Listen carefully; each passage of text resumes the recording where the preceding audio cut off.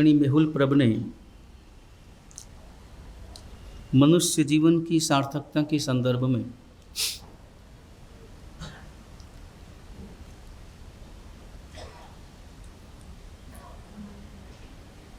उदाहरण के साथ अपनी विवेचना प्रस्तुत की।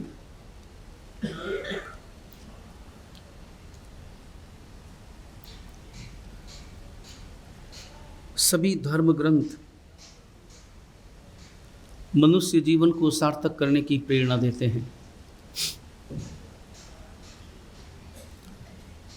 अपने जीवन को हमें सार्थक करना है और सार्थक करने के लिए सही दिशा पे अपने कदम आगे बढ़ाने हैं। जीवन को सार्थक करने का एकमात्र उपाय केवल और केवल केवल और केवल साधना है।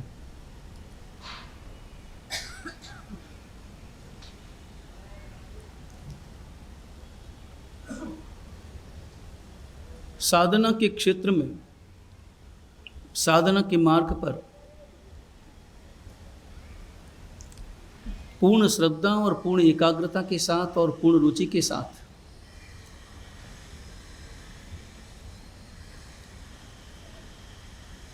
आगे बढ़ना होता है।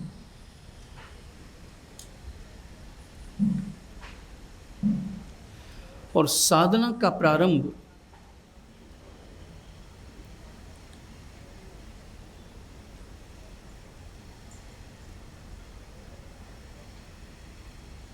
नमन से होता है।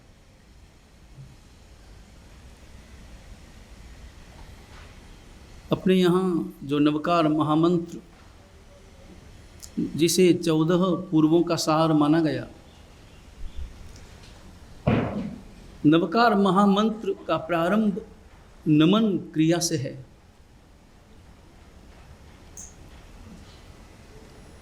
किसे करना है उसका उल्लेख बाद में है। सबसे पहले नमो को सीखना होगा। नमो को सीखे बिना अरिहंतानम नहीं सीखा जा सकता। नमो को जाने बिना या नमो के रहस्य को जाने बिना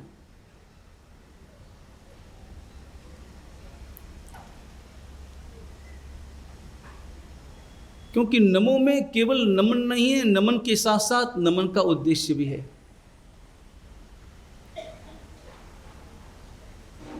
और केवल झुकना महत्वपूर्ण नहीं है, किस उद्देश्य से हम झुकते हैं वो महत्वपूर्ण है। शास्त्रकार भगवंत कहते हैं कि सबसे पहले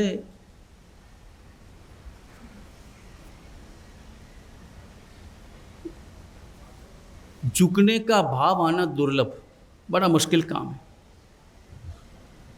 झुकने का भाव बहुत मुश्किल से आता है।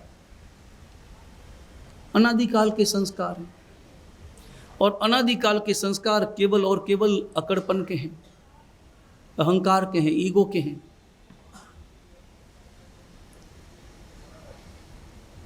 और बहुत बार तो नमन भी अपने ईगो को पुष्ट करने के लिए होता है। सबसे पहली बात, नमन करने का भाव आना दुर्लभ। नंबर 2, गुणवान को वंदन करने का भाव आना और दुर्लभ। पुण्यवान को नमन करना आसान है, गुणवान को नमन करना दुर्लभ, मुश्किल काम। पुण्यवान का अर्थ होता है जिसके पास में सत्ता हो, संपत्ति हो, समृद्धि हो। गुणवान का अर्थ होता है जो व्यक्ति गुणों से परिपूर्ण हो, जिनमें सरलता हो, सहजता हो, त्याग हो, तप हो, साधना हो।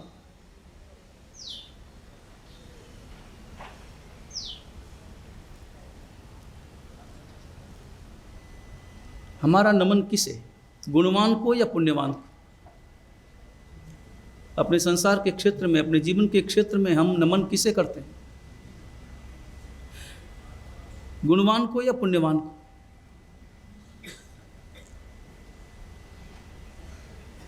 संत मुनिराज मिले और वहां वंदना करने का भाव आया, वो बात एक अलग है। हालांकि प्रश्न तो वहां भी है,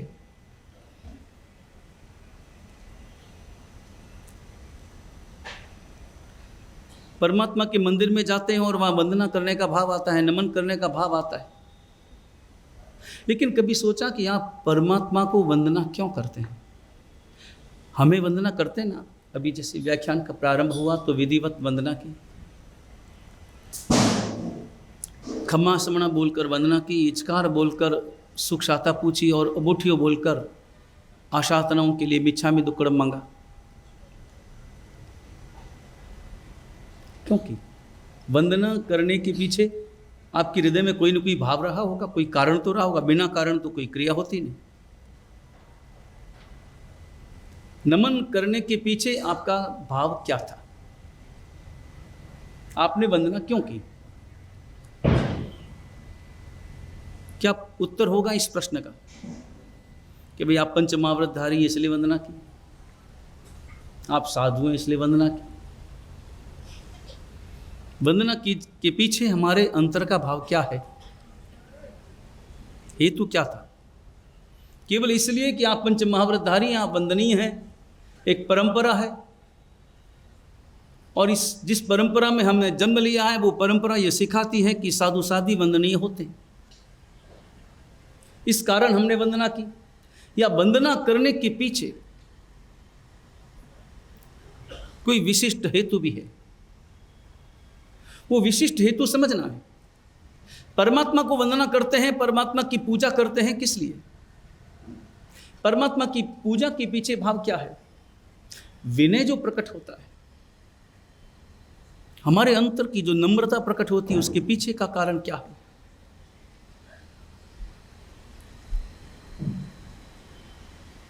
परमात्मा से हम क्या पाना चाहते हैं? परमात्मा से कुछ प्राप्त करने के लिए परमात्मा की पूजा है,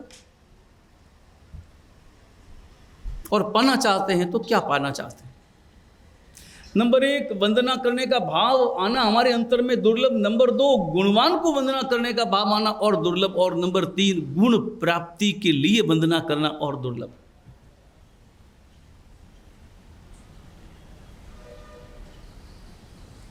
ये तीसरा बिंदु बड़ा महत्वपूर्ण है।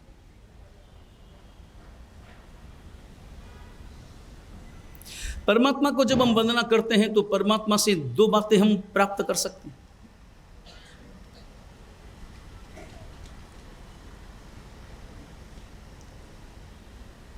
परमात्मा से हम क्या पाना चाहते हैं? परमात्मा को वंदना इसलिए करते हैं कि परमात्मा उत्तम है, परमात्मा सर्वोत्तम है, परमात्मा सर्वश्रेष्ठ है, परमात्मा से बड़ा और कोई नहीं।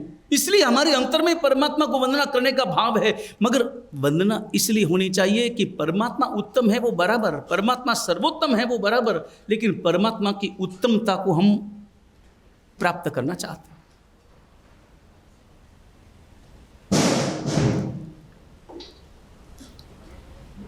परमात्मा से उत्तमता भी प्राप्त हो सकती है और परमात्मा से पुण्य भी प्राप्त हो सकता है। परमात्मा को वंदना करने से पुण्य भी प्राप्त हो सकता है और वंदना करने से उत्तमता भी प्राप्त हो सकती है। उत्तमता यानी परमात्मा पद। और वही बात तो श्रीमद् देवचंद्र जी महाराज परमात्मा महावीर के स्तवन में फरमाते हैं, स्वामी गुण ओळखी स्वामी ने जे भजे, दर्शन शुद्धता तेह पामे, ज्ञान चारित्र तब। स्वामी गुण ओळखी स्वामी ने जे भजे। ओळख शब्द बहुत महत्वपूर्ण है, मारवाड़ी शब्द है, गुजराती भी शब्द है। ओळख शब्द का अर्थ होता है परिचय, परमात्मा के गुणों की पहचान। परमात्मा के बाह्य स्वरूप का परिचय नहीं, बल्कि परमात्मा के आंतरिक स्वरूप का बोध, उनके गुणों की पहचान। उनसे क्या मिलता है वो महत्वपूर्ण नहीं है, उनसे अधिकतम क्या मिल सकता है वो महत्वपूर्ण है। उनसे तो मिल सकता है हमें पुण्य भी, और सच ही है कि हम केवल और केवल पुण्य के पीछे पागल हैं। अधिकतर लोगों को पूछेंगे तो पाएंगे कि उन्हें भी स्वाभाविक रूप से पुण्य चाहिए। बस वो पुण्य मिले, पुण्य का परिणाम मिले, और पुण्य का परिणाम सत्ता के रूप में मिले, पुण्य का परिणाम संपत्ति के रूप में मिले, समृद्धि के रूप में मिले।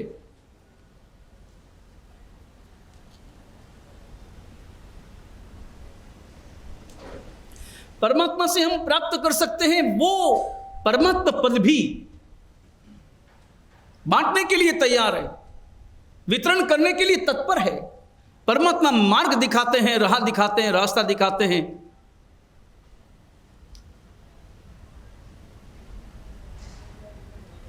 और स्वाभाविक रूप से इस संसार में, जगत में हम हृदय से उन्हें नमन करते हैं, और नमन जिन्हें करते हैं उनके पास में जो है वैसा हम होना चाहते हैं। वही तो भाव हमारे अंतर में रहता है। वैसा बन पाए कि नहीं बन पाए वो अलग बात, लेकिन वैसा होने का सपना हमारे भीतर में जरूर पैदा होता है। कि जब एक अरबपति की कहानी पढ़ते हैं तो मन में आता है कि देखो वो किस रास्ते से अरबपति बना, बस उसी रास्ते पर मुझे चलना है, और मैं भी ऐसे ही मुझे अरबपति बन जाना है। ये व्यक्ति इतना बड़ा सत्ता का मालिक बन गया, वो सत्ता का मालिक कैसे बना, किन रास्तों से गुजरा, क्या किया, मुझे भी उन्हीं गलियारों से गुजरना है। मैं बन पाऊं न बन पाऊं, मगर हृदय की आकांक्षा तो वैसे होती। लेकिन वही भाव हमारे अंतर में परमात्मा के दर्शन और परमात्मा की पूजा करते हुए होने चाहिए। स्वामी गुण ओढ़ की स्वामी ने जे बजे, दर्शन शुद्धता ते पामे।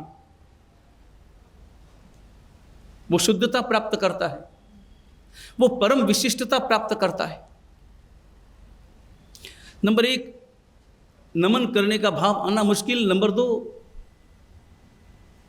झुकना आसान नहीं होता, वो विनय चाहिए, और विनय साधना की पहली सीढ़ी है। और इसीलिए उत्तराधन सूत्र में जो परमात्मा की अंतिम देशना है, परमात्मा की अंतिम देशना यानी परमात्मा के कुल मिलाकर सारी साधना का सार, सारे प्रवचनों का सार, सारी देशना का सार, जो परमात्मा ने सारी देशना क्रमशः 36 पगथियों के माध्यम से समझाई। और एक एक पगथिया समझने जैसा, एक एक पगथिये पर कदम रखने जैसा है। प्रारंभ विनय से है, विनय में समर्पण है, और समर्पण बिना प्रेम नहीं हो सकता, बिना भक्ति नहीं हो सकती। इसलिए आप अनुभव करना, उत्तराधन सूत्र में पहला अध्ययन विनय का है। और श्रीमद देवचंद्र जी, आनंदगंज जी, यशो विजय जी, ज्ञानविमल सूरी इत्यादि जितने भी महापुरुष हुए हैं, वो किसी भी गच्छ के रहे हों, मगर वो जो भी महापुरुष हुए हैं, उन महापुरुषों ने परमात्मा की वंदना में जो 24 लिखी है, उन 24 में पहली गाथा, पहला स्तवन केवल और केवल, केवल और केवल प्रेम की व्याख्या में।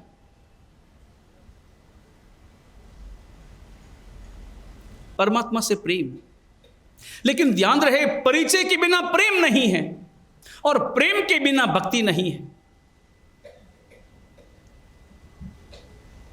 परिचय के बिना प्रेम नहीं है।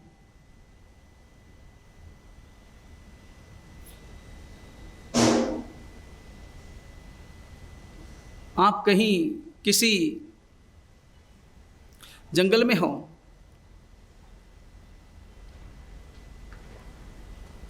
और जंगल में अचानक कोई व्यक्ति मिले, अनजाना व्यक्ति हो, अपरिचित व्यक्ति हो। अपरिचित व्यक्ति हो तो स्वाभाविक रूप से पूछेंगे, भाई कौन है आप, कहां से आए हैं। और वो व्यक्ति प्यासा हो और उसने पानी मांगा हो, आपने पानी जरूर दिया हो, अपना मकान खोल करके दिया हो, लेकिन उसे मकान के बाहर ही बिठाया हो, रात का समय हो, अंधेरा हो।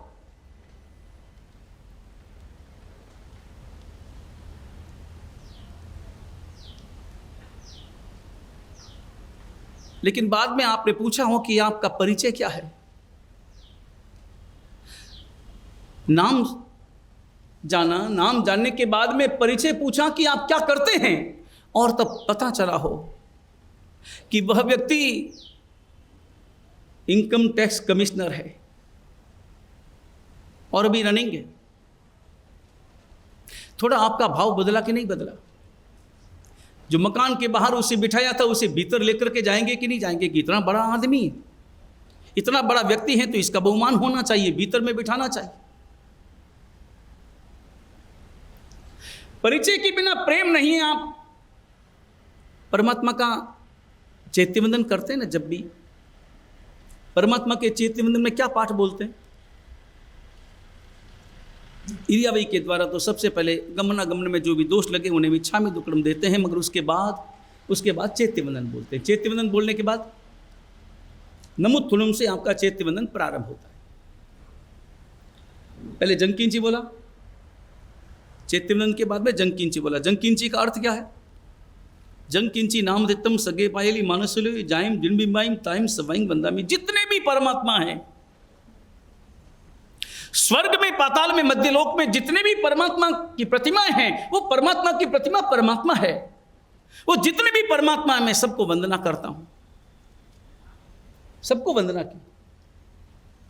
वंदना करने के बाद में आपने नमुत्थुणम बोला। नमुत्थुणम के बाद में क्या पाठ है?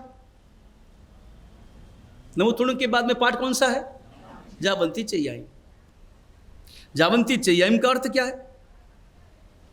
जावंती चैयाइम उड्डेय अहेय तिर्यलोय, ऊर्ध्वलोक अधोलोक तिर्यक लोक। बात वही जो जंकिंची का अर्थ है, वही जावंती चैयाइम का अर्थ है। सभी को मैं वंदना करता हूं, जितने भी चैत्य हैं, जितने भी प्रतिमाएं हैं, जितने भी परमात्मा हैं, सबको मैं वंदना करता हूं। कभी आपके मन में प्रश्न आया, अगर अर्थ सीखा हो तो दोनों का पाठ एक समान। जंकिंची का पाठ भी वही, शब्द अलग है मगर अर्थ वही है। जंकिंची का भी अर्थ वही है और जावंती चैयाइम का भी अर्थ वही है। तो ये पुनरुक्ति दोष नहीं है, रिपीट, ये तो रिपीटेशन हो गया। और रिपीटेशन का अर्थ क्या है? क्यों रिपीटेशन किस लिए? और रिपीटेशन में लाभ हो तो 3 बार क्यों नहीं, तो तीसरी बार क्यों नहीं, तो चौथी बार क्यों नहीं? लेकिन इसके पीछे बड़ा रहस्य है और रहस्य अर्थ में छिपा है। क्योंकि जब हम परमात्मा को वंदना करते हैं तो केवल पाठ नहीं बोलते, उन पाठ के अनुसार हमारे अंतर में उसी प्रकार के भाव प्रकट होते हैं। और इसलिए ध्यान रहे, बाकी आप पूरे पंच प्रतिक्रमणों का अर्थ सीख पाए न सीख पाए, सीखें तो बहुत अच्छा, न सीख पाए भले, मगर परमात्मा के चैत्य वंदन में बोले जाने वाले हर पाठ का अर्थ बहुत गंभीरता से पढ़ना और याद करना, रटना। और जिस समय में जो पाठ बोला जाए उस वक्त में उसके अर्थ के साथ तदनुसार आपकी क्रिया हो, आपके भाव प्रकट होने चाहिए। ऐसा नहीं कि साथिया बना रहे हैं और नमुत्थुणम चल रहा है, कि इधर उधर ध्यान भी देख रहे हैं, किताब भी कभी खोल रहे हैं, एक पेज, दूसरा पेज, तीसरा पेज, और इसके साथ साथ जावंती चैयाइम भी बोली जा रही है। वो अर्थ क्या हुआ? गुरु वंदन करते हैं, इच्छामि खमासनो बोलते हैं। कोई भी व्यक्ति इच्छामि खमासनो बोलते समय अपने दोनों हाथ पीछे रख करके नहीं बोलता। कोई सामने आपके कोई बुजुर्ग व्यक्ति मिले, उस समय में अगर आपको उनको जय जिनेंद्र करना है या प्रणाम करना है या नमस्कार करना है तो किस मुद्रा में करेंगे? उस वक्त में क्या आप अकड़ होकर के बोलेंगे या हाथ पीछे करके बोलेंगे या थोड़ा सा सिर झुकाकर दोनों हाथ जोड़कर कम से कम इतना तो करेंगे? मुद्रा भी वैसी चाहिए, भाव भी वैसा चाहिए। जंकिंची बोली, जंकिंची बोल गए। जंकिंची इसलिए बोली कि परंपरा है और आपने वंदना कर ली, आपने 24 तीर्थंकर परमात्मा को वंदना कर ली, मगर उसके बाद में आपने नमुत्थुणम बोला। और नमुत्थुणम बोलते समय नमुत्थुणम के अर्थ में आपने प्रवेश किया। नमुत्थुणम से जाना कि मेरे भगवान कैसे हैं। अभी तक जंकिंची बोलते समय अभी तक आपको भगवान का परिचय नहीं था, और अभी तक जो परिचय था या जो कारण था वंदना का, वो केवल और केवल परंपरा का था, कि आपने उस परंपरा में जन्म लिया है जहां पर यह विधि की जाती है। तो आपने वहां पर चैत्यवंदन बोला और जंकिंची बोल दिया, मगर बोलने के बाद में जब आपने नमुत्थुनम बोला और नमुत्थुनम के एक एक शब्द के एक एक अर्थ को समझा और तब जाना कि मेरे भगवान कैसे हैं, भगवान के एक एक विशेषण, और हर विशेषण अपने आप में सार्थक है। हम साधु साधियों को दिए जाने वाले विशेषण झूठे हो सकते हैं, काल्पनिक हो सकते हैं, अतिशयोक्ति से परिपूर्ण हो सकते हैं, वो केवल और केवल अतिशयोक्तियों से परिपूर्ण है और कुछ भी नहीं। लेकिन तीर्थंकर परमात्मा के लिए इस नमुत्थुनम सूत्र में प्रयोग में लाए गए सारे विशेषण, एक एक विशेषण अपने आप में पूर्ण रूप से परिपूर्ण रूप से सार्थक है। एक भी विशेषण अतिशयोक्ति से परिपूर्ण नहीं है, क्योंकि मेरे परमात्मा ऐसे ही हैं। बल्कि कहना चाहिए कि जितने विशेषणों का प्रयोग किया है वो भी अपने आप में बहुत कम बहुत कम बहुत कम सागर में बिंदु समान है।